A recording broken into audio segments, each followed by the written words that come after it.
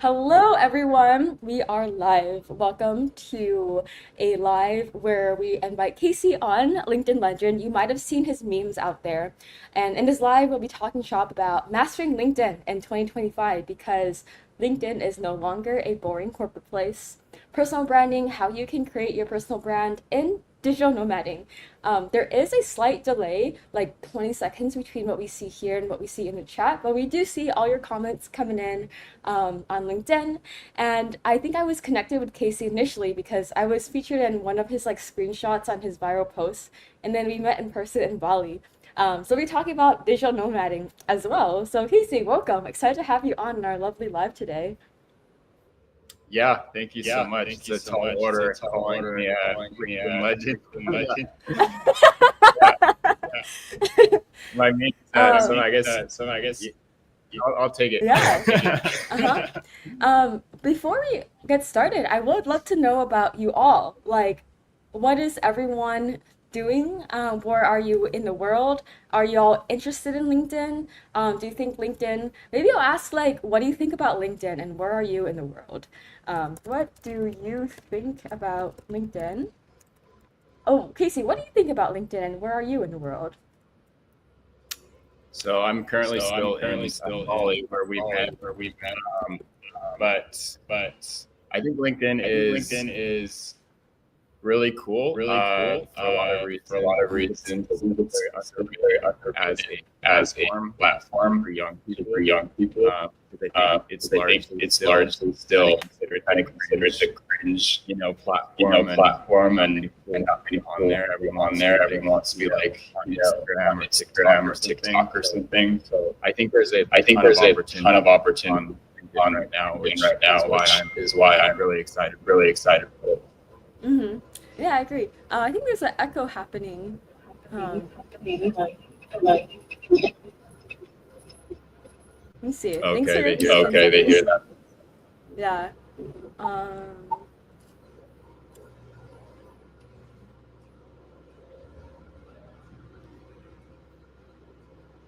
oh wow, there's like 50 people in here. Um, yeah, let me know. But I guess I can share what I think about LinkedIn.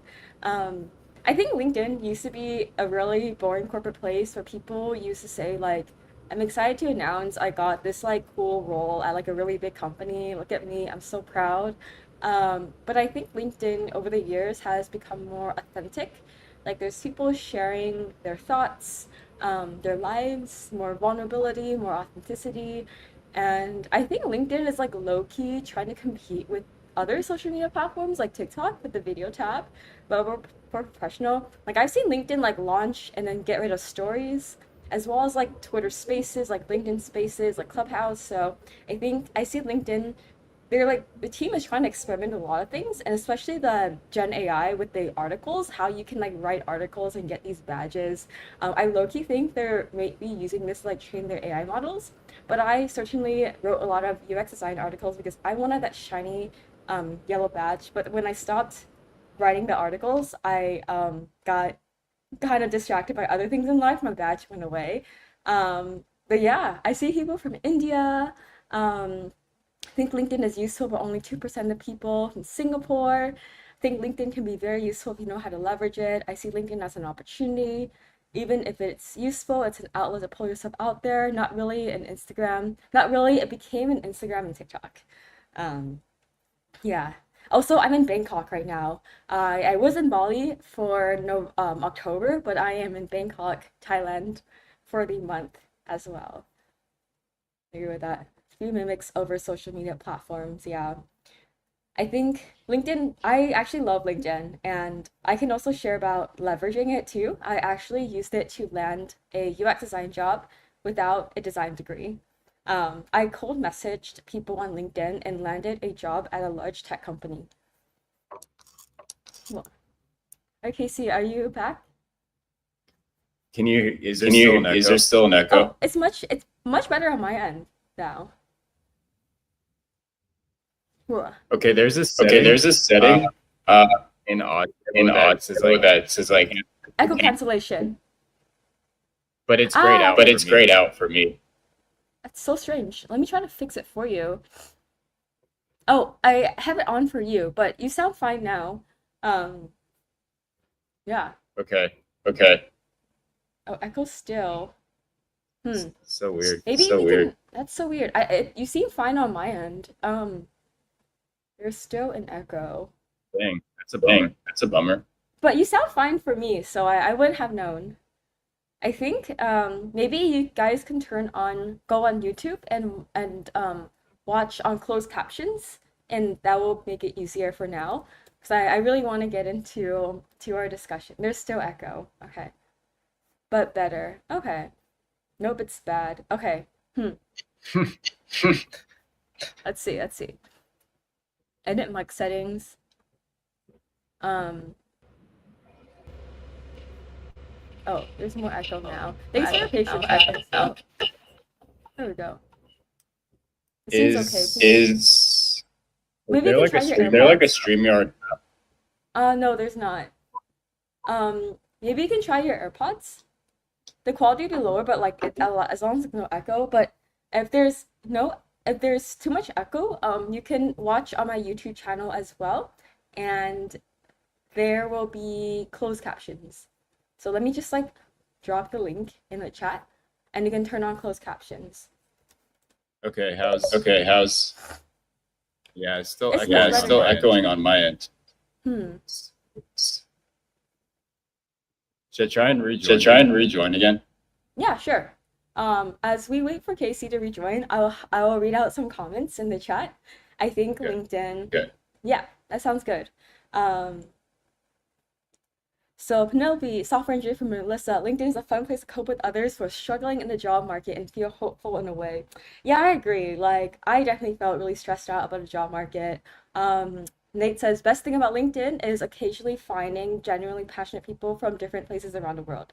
The challenging aspect is the time needed for ways to hold difficult and productive, thoughtful conversations in public space without censorship. Yeah, I think it's a big thing because a lot of your employers and teammates and recruiters are watching you on LinkedIn, and so there is a concern about what you say might influence how they might have you hire you or get promoted at work too. So there is that layer of um, concern there. And it says, I find it a bit confusing because it's trying to mimic many social media platforms. Sometimes it feels like it's losing sight for its users, losing sight of its users. Yeah, I can kind of see that as well.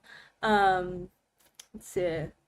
Mira says, LinkedIn is a fascinating platform with a unique role of professional networking. It's good for making connections, sharing industry knowledge, and even job hunting. Yeah, I agree. Um, oh yeah, let me know if there's echo on my end too. I am just I don't have I can bring my headphones too if it works. Um, Sally from SF. Oh, okay. I actually live in SF, but I am digital nomading around Asia.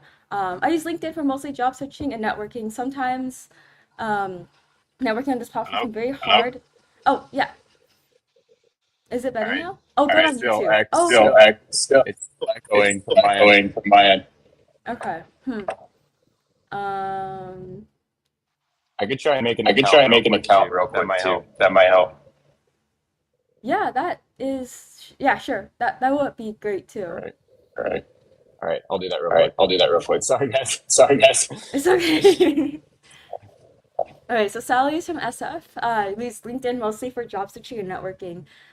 Sometimes job searching and networking can be very hard. I'm out of the algorithm, hoping to learn more about utilize LinkedIn differently than I'm used to.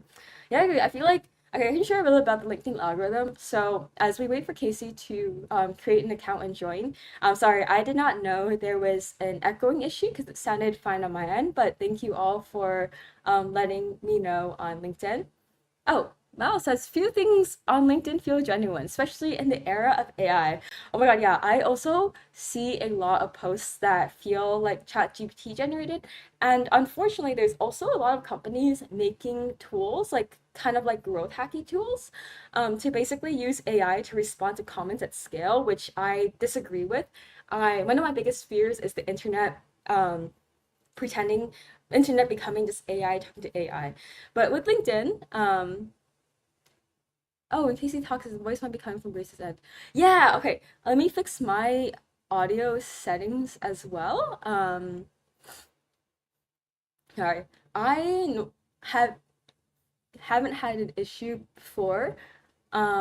But let me be right back and get my headphones.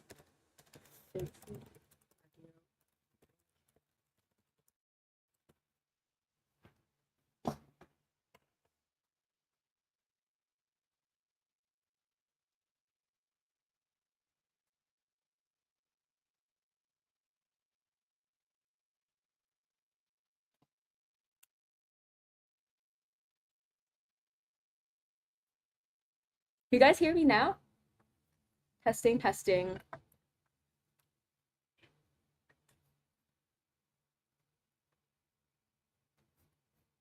Thank you for your patience. We are trying to fix the echoing right now for our buddies. Many buddies just joining. Um, and Abhishek adds, landing a job is really hard after the ChatGPT era in 2023. Yeah, I agree. But with LinkedIn, I kind of see it as a place to present myself professionally. So it's a place as a designer to showcase your work, showcase like the events you go to, your learnings, and learning in public. Because learning in public, actually, there's a lot of hiring managers and recruiters on LinkedIn. Oh, yes, sound great. Okay, thank you. Let's see. We'll be back in a couple of minutes. We might run a couple of minutes over time because I have a lot of juicy questions prepared, and I appreciate y'all for y'all's patience. We'll get started very soon. Meanwhile, I'll kind of let me know if anyone has any questions in the chat. Otherwise, I can kind of share what I think about LinkedIn and personal branding. And some examples of posts you guys, if you're job searching, can do on LinkedIn is showcasing like what you're doing, like your work, like your case study, like what you've learned along the way, how you collaborate with other people, especially the learning section, showcasing that. Even like day to day, like what books you're reading, what podcasts you are listening to, and showcasing that. Going to events and posting about that on LinkedIn too. Um, Genuinely curious how platforms like LinkedIn can become more authentic and genuine LLM. That's a great question because I am also wondering about this too. At least in my view of LinkedIn, there's still a lot of authentic people out there, but I also understand that everyone's algorithms are different. Like the posts you interact with might influence what you see. And so if you want to kind of curate your feed, would recommend just liking and commenting on people's posts as well. Yes, there is a link to the YouTube video. I have trouble commenting right now as I have LinkedIn open, but you can just find my channel by searching my name, and it should be on there. Just search Graceling Design. Interaction design student. I use LinkedIn for networking and looking at job requirements. I want to write and share my thoughts and experiences more on LinkedIn, but am often pushed away because all of the AI written content. I do think LinkedIn, like for example, like a platform like Instagram, they have like automatic tags that if people use AI in their content, it will be tagged, and I am hoping to see the same for LinkedIn as well. How to leverage LinkedIn, have high chances of collaborating with people for gigs and job opportunities. Yeah, like showcasing yourself out there, not just like talking, but actually showing the work you do and being open to collaboration and also reaching out to people. So actually how I landed my job at Electronic Arts as a UX designer without any design degree was I sent this cold message to about 400 people on LinkedIn. So I actually looked for people in positions of hiring, and I filtered for job titles such as senior, like design manager, senior design manager, design director, VP of design, heads of design, filter by company, filter by location, added everybody with a personalized message saying, "Hi, I'm Grace. I'm a student studying computer science. I'm looking to pivot into a career in UX design. Would love to learn about how you got to where you are today." I sent this to everybody there. I looked at profiles who were similar to them, DM'd it to everyone, so I sent about 400 connection requests, hopped on some coffee chats, and then landed my job. It only takes one yes, but I cold reach out to 400 people on LinkedIn, and you can search what people do on LinkedIn and just have a coffee chat and just see where it goes on there. But don't ask for a job because, well, if you ask for a job, they might give you a bunch of advice and just show, like for example, like I ask them about their career goals and I share my career goals. I'm like, hint hint, I want a job. And yeah, that's how I did it. So feel free to copy me if you want. Casey, welcome back. Okay, hopefully that fixed it. I think it fixed it. It might have been, I also have AirPods, so it might have been on my end as well. But yeah, let me Okay. know in the comments. Yes, but as we dive in, um, I want to get to LinkedIn. So, what do you think is cool on LinkedIn right now, and what is not cool Is this a question for the audience? Or for you? oh, okay. All right, sorry. Uh, yeah, you were doing a little bit of both earlier, so I'm not sure. Yeah, I mean, so I would say what I'm not really enjoying on LinkedIn currently is they introduced a new video feature, and I'm seeing a lot of content being repurposed from other platforms that, like, honestly, it's starting to feel a bit like a TikTok or an Instagram.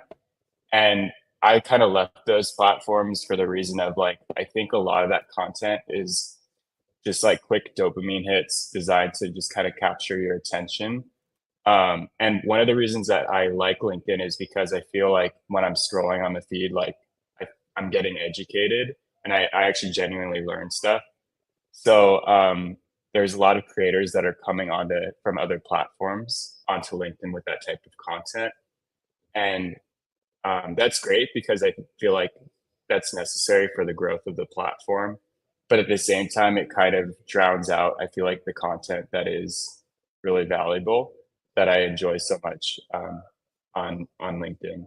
Um, and yeah, I also really enjoy people starting to use LinkedIn, um, more as like a Facebook type of platform where they're actually sharing bits of their personality and um, their own story and kind of giving people more glimpses into that because I think it's just a lot more interesting than the content that used to exist on the platform.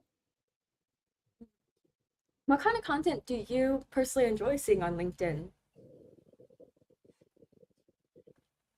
I personally really like story based posts. Those are always I feel like really they really resonate. And I know I post a lot of memes, but I actually think like the platform itself is starting to become a little oversaturated with memes because I think people are starting to catch on that memes is a growth can be a growth device, and sometimes the memes are like a little bit forced now. So I do enjoy the memes, but I think like one of the reasons I haven't leaned more into them personally myself is um, because I don't want to force them out just for engagement.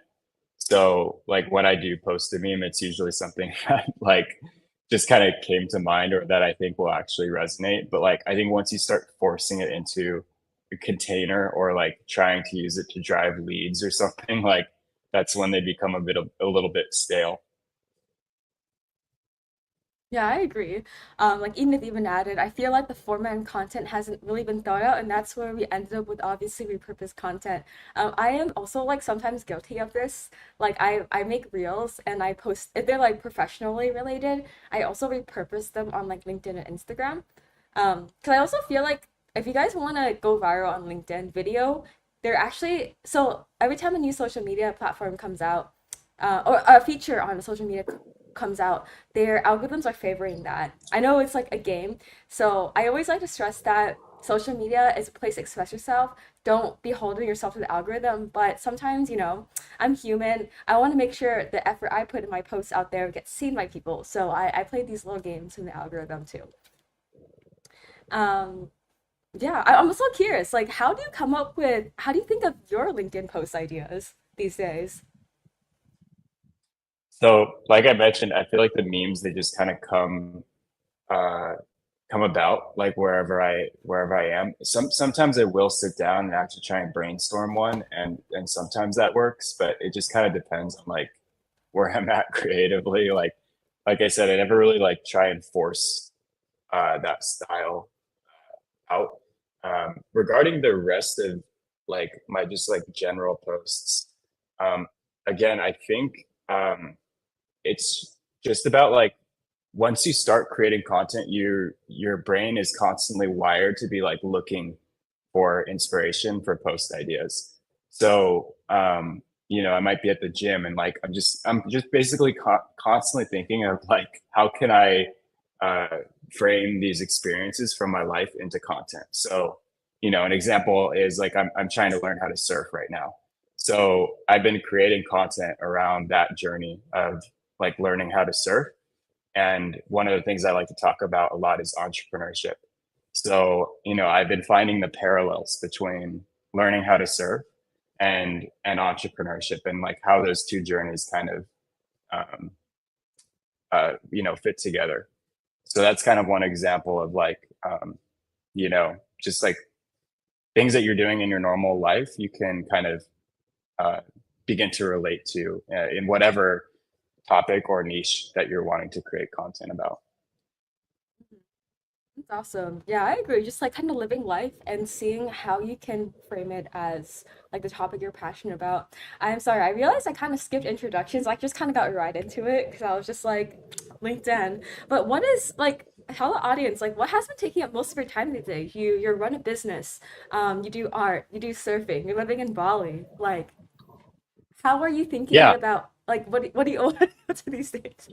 yeah. So my main business right now is a company called Greekify, which is started out of my dorm room at UCLA my freshman year, and that sells custom apparel to the collegiate Greek life market, so sororities and fraternities, and we're primarily just on e-commerce. So I would say about half my time is probably devoted to that business, but the way I view that business currently is like a vehicle and support to be able to do lots of other things on the side with zero pressure. So Freakify has kind of turned into my bread and butter, and just financially, and I'm still trying to scale that company because it enables my current lifestyle.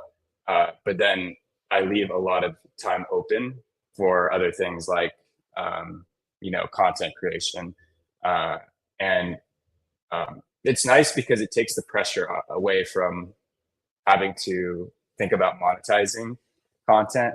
Like I still haven't uh, really monetized my LinkedIn. But I think that's allowing me to build a much stronger personal brand because I'm not leading with selling. I'm just like having fun.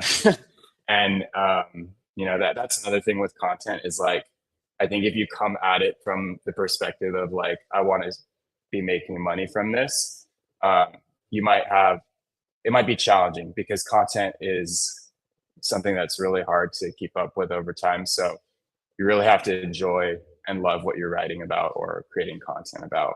Um, and then, the money will hopefully come as a byproduct later, but it may not be for a couple of years. And Grace, I'm sure you could speak to that as well. Yeah, I think content creation, okay, I can kind of smell if someone is just doing it for the money, and it makes me like not really want to connect with them because I feel like it's not genuine, and I want to connect with a human, and I think life is too short to be doing something you don't enjoy. Like you can always make money in other ways. And time is the only finite resource we have, and if you, I feel like it's more like I feel like I can connect with the right people if I put myself out there. That's why I'm very selective about any like sponsored posts. Like when I work with sponsors, I want to make sure their audience aligns with my audience. I'm super select. I made a mistake in the past, so I just want to. I feel like trust with your audience, trust with myself, and being real to myself is one thing. Because once you lose trust, you can't gain that back. It's very hard to gain that back, and so. Um, yeah, I can go on and on about like content and stuff, but Yeah, really yeah. like I think what I would tell my younger self is like, okay, I see a lot of money, but does this resonate with me? Does it resonate with the audience? You can always earn more money. Like see it living an abundance mindset. Don't feel the need to like put something that's not aligned to you out there. Yeah. Yeah. Um there's some people asking about like scheduling on LinkedIn. So kind of like about your workflow.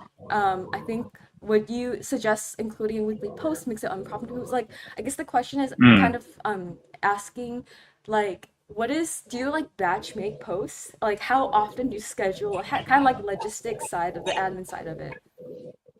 Yeah, yeah. So I do a mix of both, I would say. I try and have scheduled posts kind of lined up. I post now 7 times a week, which that sounds like a lot, but actually, once you start putting in the reps of creating content, you realize you begin building systems to where like you can make 7 posts a week quite easily. Just because you can, like now I can stretch one topic across 7 posts, for example, uh, quite easily. But in terms of, yeah, I'll schedule the posts out and then, if, and try and have it lined up for like, say, a week ahead at least. But then if I, something just comes about that's relevant, um, I'll, I'll maybe push a post to schedule, later and then try and post that impromptu because one of the things is if you can, like, if there's a current event or something going on, that's relevant, you want to obviously put that post out then and there. So timing can be quite important in that sense. So that's when I might do something more uh, impromptu. Um, Mhm. yeah. Yeah, timing and seeing like events like what if like Apple launched something or like something happened in the design world, making content timing about that is also another way it can go viral with trends. Um, Ina says I'm trying to make it more like LinkedIn more like accountability slash progress repository. I want to make sure that I keep educating myself and how I've grown personally and professionally from it. Yeah, I agree. I think it's like a public diary. Um, Hmm. Jasmine says, personally, I've been taking a scheduled break from posting content on LinkedIn, Instagram, and other platforms so I can remain authentic and take care of myself. Yeah, when I started posting on LinkedIn, I just post like once a week. And then I started posting like 5 days a week. I'm still working up to 7 days a week. But I like think of LinkedIn posts when I'm like at the gym or like when I'm like talking to Yeah. people. I Yeah. really And do. like, yeah, for sure. Like I'm like trying to find the LinkedIn lesson in everything now. Like it's kind of Oh unhealthy. my god, me too. Literally, me too. I think what Like, how does this tie into a good LinkedIn hook? me too. What makes a good LinkedIn hook actually? I think, yeah, so that's something that I was thinking about recently. And so when I first started writing LinkedIn hooks, I feel like I tried to just make the hook as attention grabbing and like hooky as possible. But what I've realized is what a good hook is something that actually describes what's inside the post. And so you have to actually live up to your hook. And when you try and make something too grabby or too hooky, and then the content doesn't live up to that or talks about something different, then that's when it turns into clickbait. And people don't really like clickbait. So you want to find that balance of stopping the scroll and making something that, catches people's attention, but also does a good job of actually living up to what the post is about. And I think that's why hooks are so hard because that's a very kind of hard balance to strike. But I think you just learn over time by trying to write more and kind of testing and iterating. Hmm. Yeah, I agree. Like if you do clickbait, that's the best way to lose trust with your audience. So don't do Hmm. clickbait, everyone. Like yeah. Every time I see clickbait, I'm like, oh, unfollow. Yeah. I guess an example of a good hook for my Yeah. friend Mary was I remember she mentioning this. I was just like so I loved it so much. So her hook was like, if I got hit by a bus and lost all my memory, here's how I would learn, and I still want to learn machine learning. Here's how I would do it from scratch. That's solid. Yeah, I love it. Other like hooks I've Yeah. done that done well is like highlighting more taboo topics. Like I one of my most viral videos was like I exposed my UX design salaries in tech over the years because I can, and that one is like was cool as well. I'm curious, Yeah. like with thinking about like how you think about how every day can be tied to LinkedIn, because like honestly same. What is there something you do to keep improving your LinkedIn? Like is your goals like growth? Is your goals like more connections, goals building your brand? Like kind of like what are you kind of working towards on LinkedIn, and how do you keep iterating, keep improving your approach to it? Yeah, that's the question I ask myself daily now. And I honestly don't have a good answer yet. I've been creating on LinkedIn over the last like 2 years, pretty much just for fun and for the reasons that you stated of it's been like a public journal, and it's been great from the angle of like the level of clarity that it's provided uh, for me in my life. And I think one of the great things about building out a personal brand online is it forces you to try and consolidate your story and how you want to like what are the things that you want to present to the world and write about. So I've primarily been focused on that for the last 2 years, but now I'm kind of like at this crossroads of like asking myself, okay, content creation is a lot of work. So, is there a broader goal here? And to be honest, I still don't know the answer to that question, like I mentioned. But it's something that I'm kind of actively hashing out. And yeah, it doesn't come overnight. It's great if you have the answer to that question on day one when starting content. But I think the reality is for most creators, they're creating for sometimes 3, 4, 5 years before they really kind of catch their stride and figure out like, okay, this is what I really want to lean into and become known for. Like the creator I use in this example always is Mr. Beast.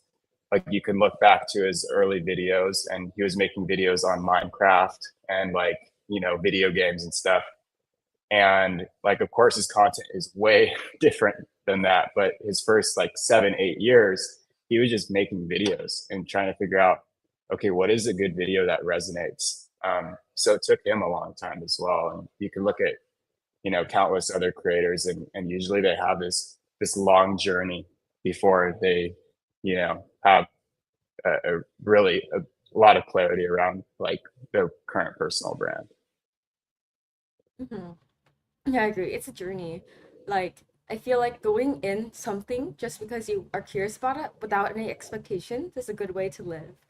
Um, like when I started creating content actually since I was a kid, I posted like my art on DeviantArt. I didn't really get any views. Same. Sometimes it went viral, but like usually, oh, DeviantArt, really? Not DeviantArt, but Flickr. And Oh, wow. I also had a YouTube channel when I was like age 10, making art, and had like 1,000 subscribers. But I quit because I was getting hate. No. Okay, I have a similar story. I was like, I think I was like 11 or 12 on DeviantArt. I posted, well, it's still on Candy Leaf DeviantArt. I don't think I ever archived anything from the past. Um, but I still did it. I got so much hate on Tumblr though. Like I had a Tumblr, it's called I Mm, Run Grayspace. I had it since like, I don't hmm. know, 2012, 2013, and I would post about running. And running was like my life.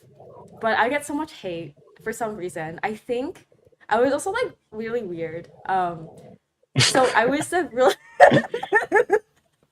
like I was a really annoying. So like okay, context is I grew up in this town called Cupertino. You might have known them from Apple Computer. And there's a lot of kids there. The dynamics I grew up in with like, what's your SAT score? What are your grades? Like, it's very competitive and academic in that way. And my academics were not that hot, so my mile times are pretty hot though. So I was just like flexing my mile times because I didn't have any grades, and like I was kind of like a little, I can't swear on LinkedIn because it's bad for algorithm, but I was a little shot head, or like I was a little like arrogant kid. So like October. Yeah. Do you know? Yeah, for me, so for me, I was playing in a world where everyone was like probably in their mid 20s or like late 30s, and I was like this like 9-year-old kid with a super high voice, and my art wasn't that great. Um, so that's another thing. I do design, as my job now, and I'm like a professional, creative, but started out awful. So you can Wait, learn any skill, guys. I agree. Like I started on Tumblr. That's when at first like no one like saw my blog for the first like year or so, and I started getting a lot of random followers. Um, just the regular algorithm. But I want to hear from you, Casey, and everyone in the chat. What are your content creation journeys? Like you mentioned, you started on like Flickr, YouTube, and how did you like get from there to like LinkedIn? Like, would you take a hiatus in between? Like, what was your journey like?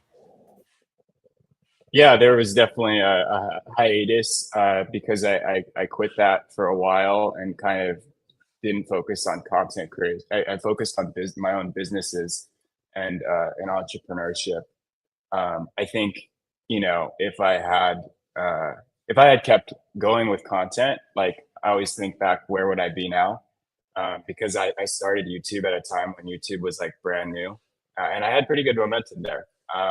But you know, life unfolds the way life unfolds, and so I didn't really start creating content a ton online until I got back, like basically 2.5 years ago, uh, on LinkedIn.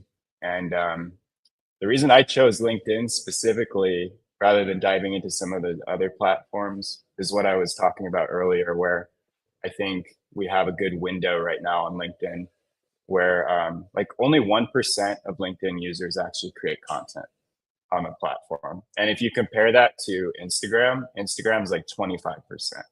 So your competition on LinkedIn to stand out is um, it's just way lower.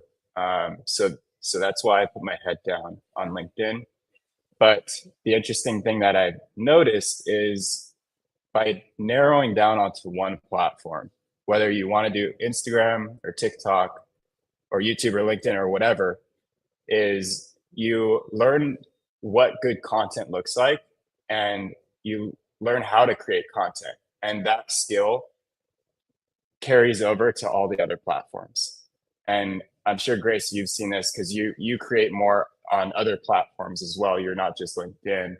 I've intentionally just narrowed down onto LinkedIn for what I just kind of talked about. Was, I basically use it as an opportunity to learn storytelling, learn what's engaging to people, start, crafting what I want to communicate to the world. And then now I'm just, starting to think again about, okay, what does this look like if I start to carry it over to other platforms?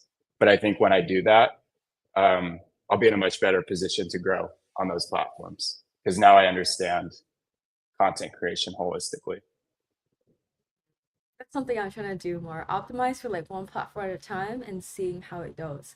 I also know this is a topic that a lot of people that holds a lot of people back from posting content on LinkedIn is how do you face negative comments? Like I know as humans, we naturally care about what other humans think. But how do you deal with this? I can share I again. try to envision I try to envision them sitting on a couch doing nothing with their life. Because that's probably what they're doing, because if they have the time and energy to actually go out and comment negative things on people's posts, that's probably where they are in life, so their opinion doesn't matter. Dude, that is so beautiful. We need to clip that. Because literally same. Oh my god. Like I was so sad to retweet my first hate comment as a kid, like Tumblr anonymous messages. I was like, oh my god, I'm Mr. Failure or whatever. This random stranger, probably sad in their parents' basement with no love in their life, is sad and they need to feel the need to bring other people down to be with them. It's also like for everyone out there, it's not your responsibility about what other people think. For me, I kind of just see, I just try to do my best to help, like, and do my best to uplift other people. And people want to dance, that's great. If people don't, that's great. So being okay with being disliked. Because I know a lot of people actually think I'm like really cringe. And I love that. I'm making people feel something. but it definitely took years and years of actually bullying in school, and putting myself out there on LinkedIn to get to this point, and just recognizing that people who spread negativity, honestly, they just need love in their lives. So sometimes if I am feeling just like random, I'll be like, hope you are doing okay. Hope everything is alright. Hope you land that job. I know it's stressful time. Sometimes they change, I flip the slip. But like that's if I feel like taking the time. Usually I just ignore them because you don't owe them anything. That's honestly the best way you can respond to negative comments. And what I found is by coming back to them, like, um, in a positive way, or like making kind of a joke out of it, or not taking it too seriously. Usually they respond and they're like, "Oh, sorry," like, or they like apologize, or like, they kind of almost respect it. So yeah, something that's interesting. Yeah. Kind of want to go on the topic of also like personal branding. How do you define personal branding and why should people care about having their own personal brand? Yeah, so like I mentioned earlier, I think personal branding for me is kind of a process of like self-discovery. It's been a way for me to focus in on, you know, what do I want to communicate to the world, about myself, and kind of answering the question of like, who am I? And I think that's, such an important question that we continue to refine and answer, uh, over our lifespans. Um, and, personal branding for me has been like an opportunity to do that. So, that's what I love about personal branding. Um, but I'm sure you could answer that question a million different ways. But yeah. Hmm. I feel like I define it as, yeah, like process of discovering myself, putting myself out there, and seeing what kind of vibes get attracted to that. I just kind of just see content creation as a mechanism for me to like make friends and see what happens. But definitely also optimize for the algorithm because like more potential friends can see my posts and then be my friend. That's like too. But how For how would you sure. describe your yeah? How would you describe your personal brand? Where it is right now? I know it's always evolving, but Um, right now at this yeah, moment. ever evolving is definitely the word. But yeah, I mean, I've been doing the meme thing, but again, like that could pass. Like if I stop enjoying creating memes, like, um, you know, I mean, you said like, yeah, appeal to the algorithm, which I try to do to some degree, but at the end of the day, like I'm also trying to have fun and make this enjoyable. So I'm constantly iterating, or like iterating my subjects, and constantly putting out different things just to see, uh, what people bite onto. That's how I discovered kind of memes as like a working format on LinkedIn. And, I think as soon as you stop, um, experimenting in that sense, that's when, you stop evolving and stop potentially growing. Because, for example, memes, they could work today, but they might not work in a month. Um, so I'm always, just posting things that I enjoy, writing about stuff that I think the world will resonate with. And yeah, that's worked out pretty well for me so far. There's some things I could do to optimize more for the algorithm, and I would probably grow faster if I took that approach. Um, but like I said, I don't want that to come at the cost of, um, not enjoying the work and not enjoying content creation, because, content creation becomes such a chore, if you don't really enjoy it. So I'm always kind of optimizing for that. Hmm. Yeah, I agree. There's like, yeah, there's like whole rabbit hole here into. But I'm just curious, like, there's like little things people can do on LinkedIn, such as adding hashtags, responding to comments in the first hour to optimize for the algorithm, posting at certain times. Is there something that's like easy to incorporate into your post right now that you can do to optimize for the algorithm?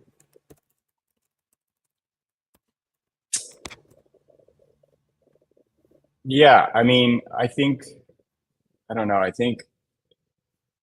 I guess I would say for LinkedIn right now, for the algorithm, if you're wanting to appease to it, you want to lean into video, um, because they're starting to really push that and roll that out. so that's been my focus, has been trying to put out more video content.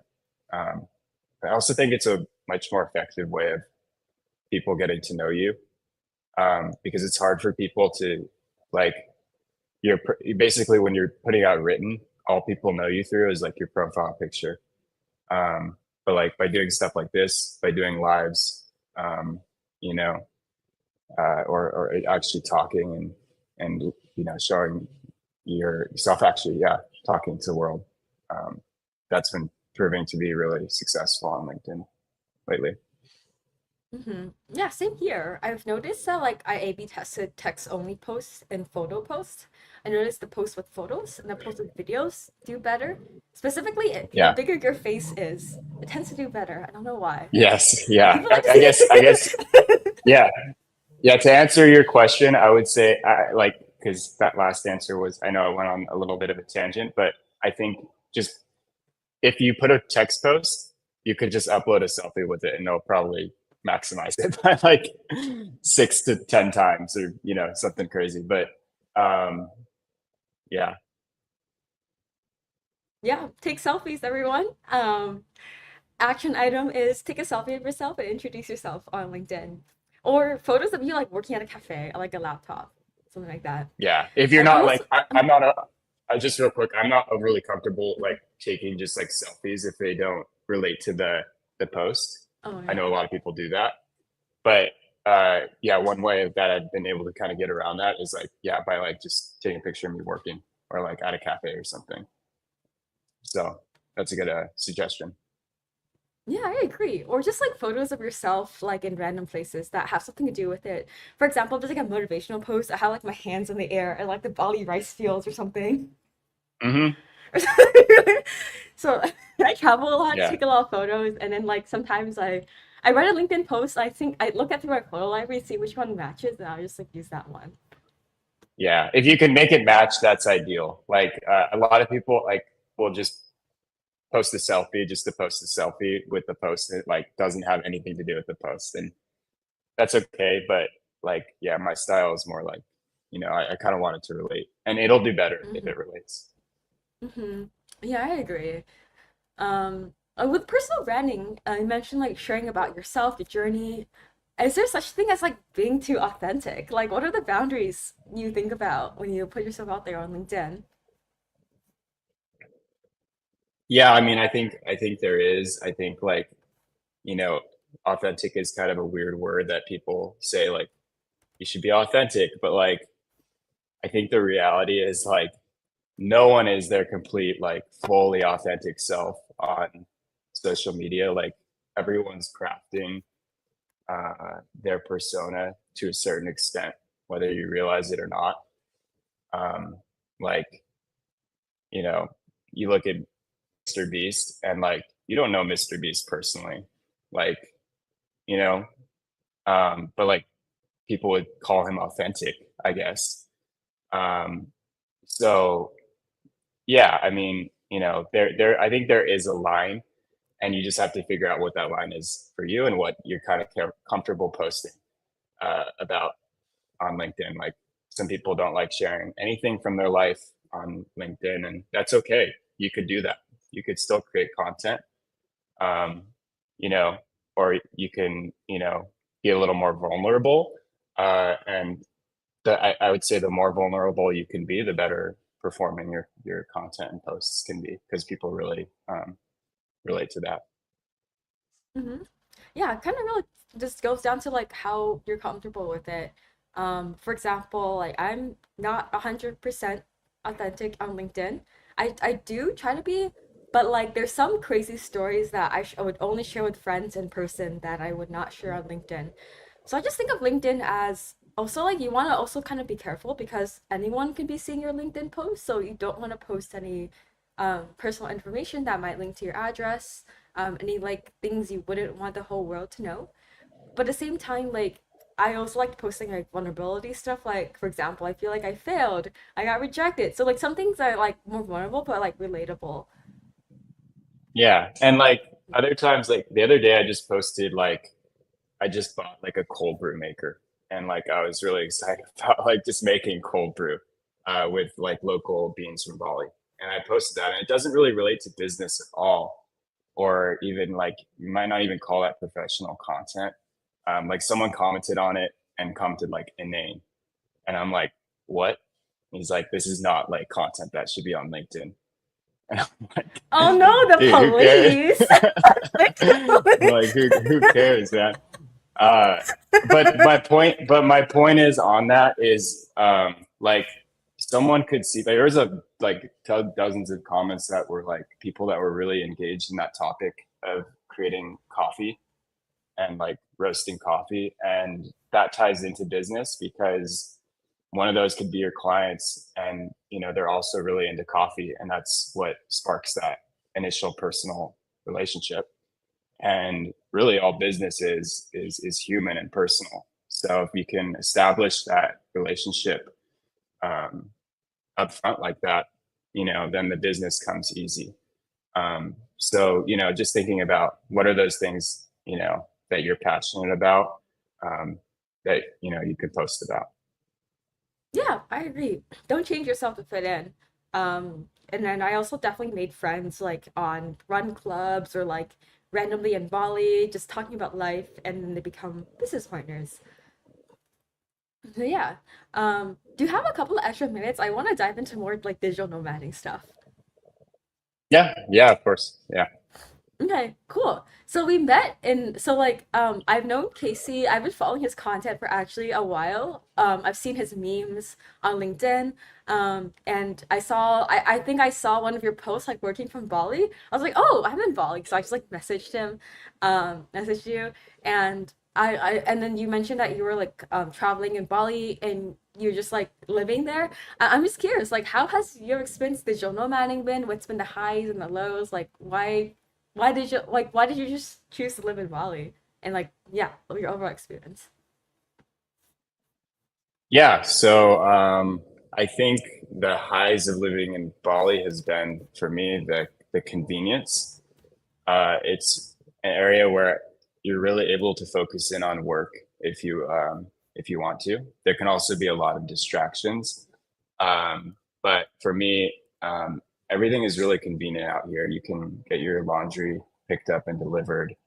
Um, you don't really have to cook if you don't want to. You can just go out for every meal, because it is a little bit cheaper out here than some of the other parts of the world. Um, the gym I go to every day is like a minute away from me. And I'm around 5 or 6 cafes that I can work from. Um, the place I'm live gets cleaned every day. And you can kind of do that all for the same cost of, more Western parts of the world. Um, which, I feel very fortunate to be able to do. But that's what I've been loving so much about it out here is like all the chores and mundane, and like that aspect of your life is can be very sorted out where you don't even have to think about it. So it allows you to really just kind of focus in on work, and also that frees up a lot of time to play. So like I've been surfing a lot while out here, and I've been able to network and open more time up in my life for those things. So yeah. What has been something challenging about digital nomading? Um, well, I mean, I wouldn't necessarily call myself like I don't even necessarily refer to myself as like a proper digital nomad because I think when people think of that word, they think of like you're bouncing around from place to place, or spending 2 weeks here, 2 weeks there, and kind of traveling the world. But the way I do it is I like to stay in one place for like a long period of time, so I can really kind of experience the culture, like actually make meaningful connections. Because one of the problems with like just hopping from place to place is like it's very hard to make meet friends and keep those relationships going. Um, so like I lived in Oregon and snowboarded and mountain biked, uh, and I was in like basically, you know, a mountain town for a year, and that was really fun. And then now I'm in Bali, and I've been here for like almost 3 months now, and I'm probably going to stay longer. So I kind of recommend that if you're considering like a digital nomad life and like actually want to be productive and actually want to make like long-term connections, is, you know, consider staying at a place for, I would say, at least a month, but like I prefer like 6 months, or even like a year if you want, and you're really able to like kind of immerse yourself in that and kind of turn it into like a temporary home. Yeah, I agree. Like, I feel like one day, like a week or 2 weeks is too short to get to know a place. And so I've been to like almost 40 different countries, but a lot of them was kind of just like a couple days each. And my most memorable experiences was like staying in Bali for a month and staying in Bangkok for like a month too. But I feel like I kind of need longer. Bali was amazing. I also love the Rong Gym and that street on Ferdinand with a lot of cafes. That's like my Yeah, favorite yeah, street. yeah, For yeah. art. It's like it's so convenient. It's just like everything you Hmm. need. And if you need to go a little bit further, you just hop on a scooter. For people that don't know, you like ride basically like little, you know, mopeds around Bali. So you can hop on a scooter and go like 2 minutes and be at more places. But Yeah, like Bali's everything, amazing. I've everything been is in pretty much Thailand. walkable. Hmm. So yeah. Yeah. And I kind of struggled with this when I was in Bali. Was like, there's so many things to do, so many communities, so many like activities. How do you like balance building your business and your content while having fun? Yeah, I mean, I think when I just got here, I was like, okay, I'm just gonna work like, you know, 3 hours a day and just like have fun the rest of the time. And then as I've been here longer, I'm like, okay, I need to like, I just felt like I wasn't moving the needle in my businesses as much as I was in the past, coming from someone who's worked, you know, 10 to 14-hour days in the US. But I'm trying to find that middle ground out here, is like, you know, I I spent a lot of my life working really hard and not really having fun. Um, like, I mean, the thing is, I say that, but I really enjoy business, and that is fun to me. But that being said, like, um, I realize I need to like focus, you know, on, you know, more like hobbies outside work, like, you know, surfing, just like overall, just like meeting people too. Like, I don't know, it's so easy to just be hunkered in and be working and kind of like forget to foster that aspect of your life. Um, so yeah, I don't know if that answers the question of like how I've been balancing it, but yeah, it's an evolution. Yeah, I relate a lot to that. My biggest regret in life was I spent too much time studying and I spent too much time being stressed out about climbing the corporate ladder. And so I did a lot of days just working like 100-hour weeks, like 80-hour weeks, or like something crazy like that. And then when I went to Bali, or when I quit my job earlier this year, I've just been like vibing around, and I feel like I also haven't been really like moving the needle as much as I have been. Um, and so in Bangkok, I try to be a little bit more locked in, like having time to like work like 5 hours a day, or even more. It Hmm. depends. And or even like working on weekends so I can go out on the weekdays because there's the touristy or the fun stuff are like less crowded. But it's a balance, and I feel like it's also okay to really enjoy your job. Like I love working on my own thing. Not yeah, I'm not gonna go into it, but I generally like love to work if it's like for my own thing, and it's something I'm passionate about. And I think it's okay to work a lot of hours if it makes you happy too.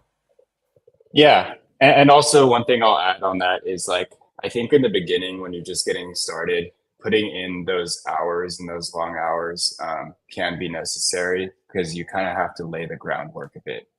And you know, anyone who's gotten, you know, successful or whatever, like you look back and usually they put in a crazy amount of hours early on. And so, you know, it's kind of hard to avoid that chapter of your life. But I would say once you have some momentum and get a little bit further along, that's when you can start to look at, okay, maybe I should pull back the work a little bit, and how can I start balancing that a little bit more? But I think to try and start balanced, like no one wants to hear it, but I think there's an incredible amount of work you have to do up front, when you're trying to build something for yourself. So yeah. Yeah, I agree. And that work, it's like you invest in it. You work really hard in your younger years and then just like kind of have fun. But at the same time, like I still feel like I'm pretty new to my career. Like I'm in my mid 20s. I still feel like I got a lot to learn, and a lot of people my age are like in a corporate job, or even still in school. Like I feel like you can work hard and have fun at the same time. So like at least for me, I try to like work hard during the day. I try out new cafes. I kind of think of like living life in different country. Like I'll live the same life like I would in back home in SF, but like go out Hmm. at night with some friends and still like work, but like have both. And I also think the amount of impact you can create is not tied to amount of hours you can work, but I feel like I definitely need to go through that phase of working too much to realize that. So it's always like a lesson I learned. Yeah. Yeah. Um, I'm yeah. I know we're kind of like on time here, but I'm curious, like when you go to like Bali, how do you like make friends and build communities? I know there's like a huge gym culture in Bali, but I'm like so awkward in talking to people at the gym. I know there's like apps like No Meow. I guess like so I'm actually like really awkward in like networking events right now. There's like this huge crypto conference happening in Bangkok, and um we've been Mm. going to some crypto network parties, and like I don't really know anything about crypto, so I'm just like hi, and like not knowing what I'm talking. So like I want to know, like, even though I feel like I'm like really confident, I'm actually like really awkward in real life. But like how do you approach like building your community in Bali? Yeah. So I would say, yeah, I have the same pain points. Like I think for most people, it's pretty uncomfortable to just like go up to people and start random conversation. I think what the cool thing is about Bali is like, it's like slightly more acceptable Yeah. here because like people almost like expect it. Like people are pretty open minded to that, and that's one of the reasons I do like Bali. But I'm sure there's other parts of the world as well that are similar.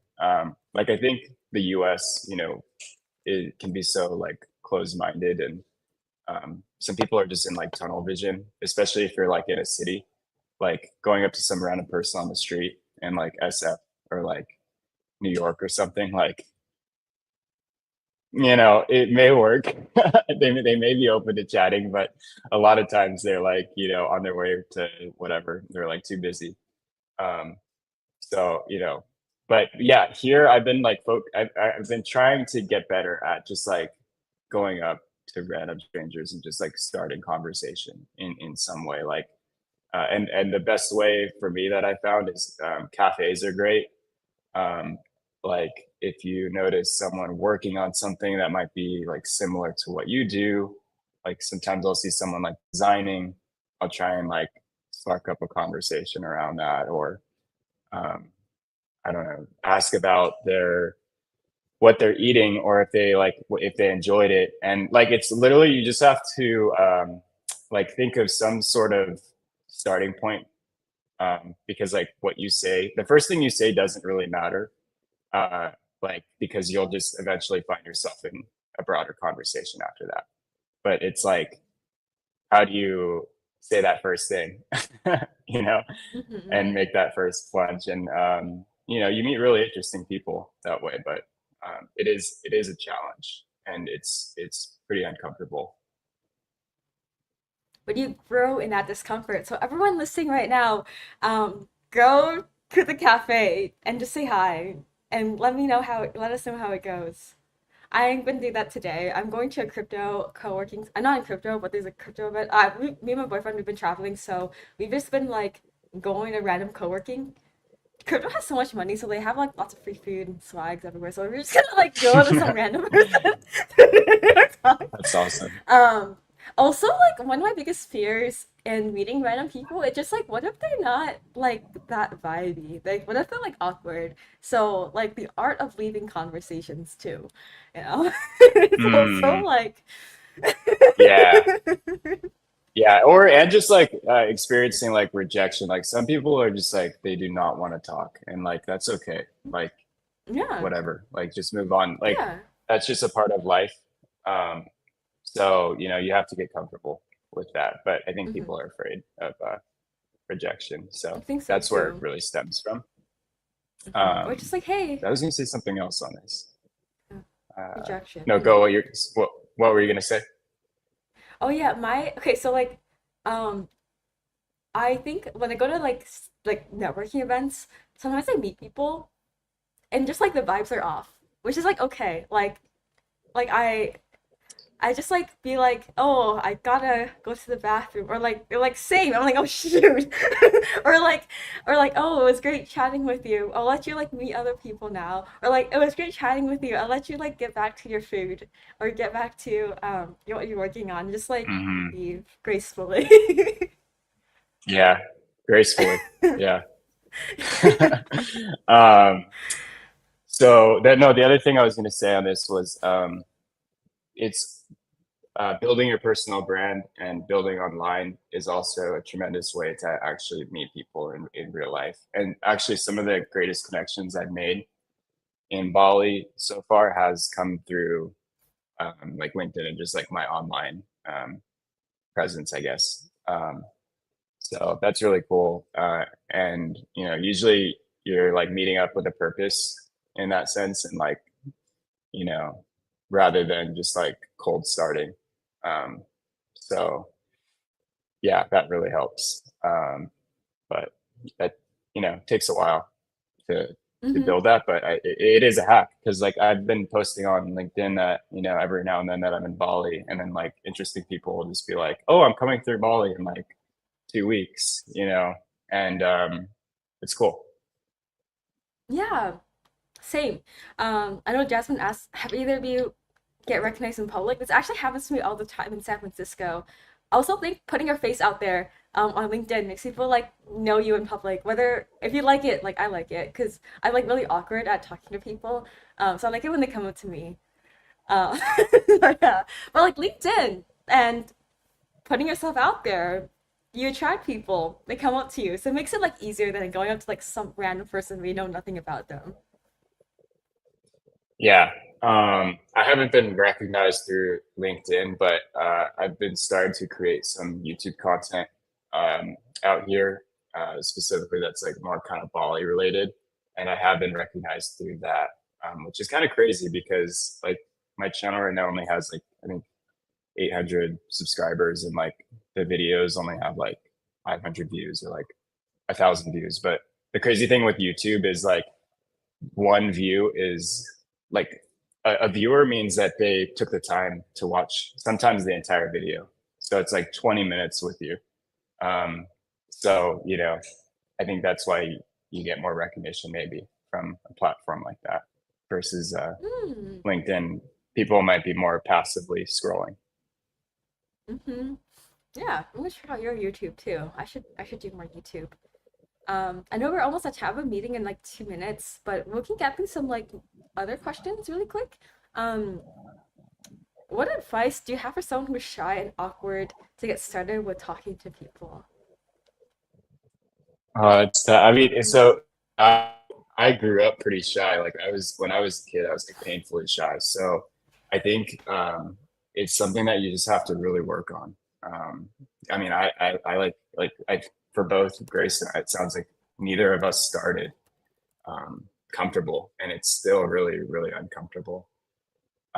So part of it is just like blocking out that inner voice and just and taking the plunge, and then you realize that it wasn't as scary as you thought.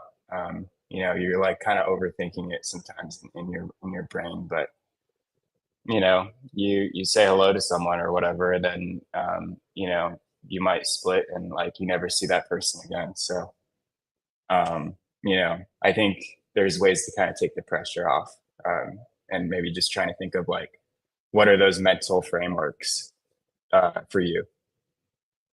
Mhm. Yeah, I agree. I was so shy. It's okay. I feel it's totally normal to feel shy. I kind of see it as like, how can I grow? And if I'm uncomfortable, I'm growing. Um, and yeah, I just try to like make eye contact, be firm, shake firm hands, make eye contact. Even though I'm just like, oh my God, I hate this so much. But like I'm like growing, I'm growing. And I just try to find things in common. Like for example, oh yeah, I like your hair. I have blue hair too. Or like, oh, I'm having the same dish. Like, oh, we're both designers. And just like vibe on that. And not forcing yourself to like vibe with everyone and being able to like leave conversations. Wait, my mom is in the comments. Go for a meeting. Um, Hello, okay, mom. I do have. Hello. Okay, so Dr. Mei Yin Lu is a retired professor speaking on cruise lines. How does my mother build her personal brand as a stroke survivor?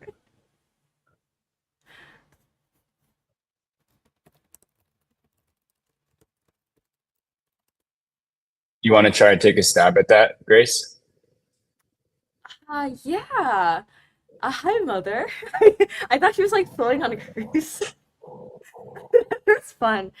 Um, I think by meeting, connecting with other people who are into speaking cruise lines. But my view about the cruising industry is people are older, but I see a lot of cruise speakers post on LinkedIn. So showcasing like videos and photos of yourself talking. Oh no, my mom is commenting. I think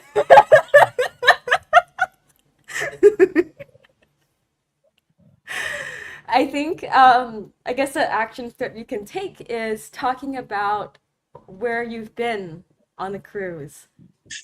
I am between speaking cruises. Okay, okay, you're on dry dock right now. Okay. Sorry, I'm just like surprised my mom is here.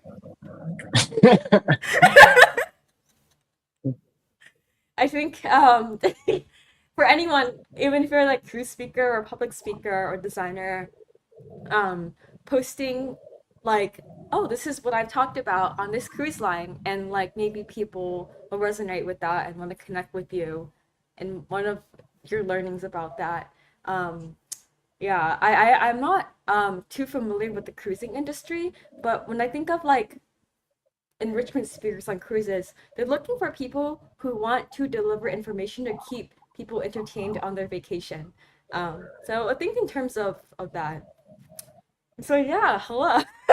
Yeah.